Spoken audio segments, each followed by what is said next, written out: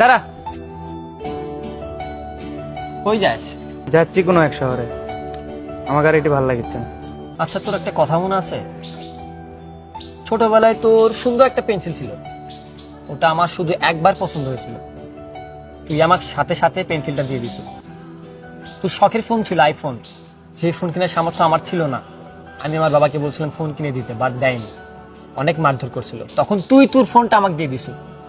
তোর বাইক ছিল, যেই বাইক অন্য কেউ টাচ করতে পারেনি, আর সেই বাইক তুই আমার বাসায় মাসের পর মাস, বছরের পর বছর আমার জন্য ফেলায় রাখছ।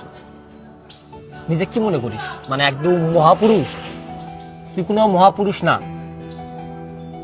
আমি জানতাম তুই প্রিয়াকে পছন্দ করিস, আমি বিয়ের দিনই জানতে পারছি। তাহলে তুই এই বিয়ে ভাঙলো নাকি সব? ভাঙিনি, কারণ তুই আজ পর্যন্ত আমাকে যত জিনিস দিছু না, 1-2 দিন ইউজ করে দিছু, তাই ভাবলাম আমি একটু ইউজ করেই দেই 2 দিন।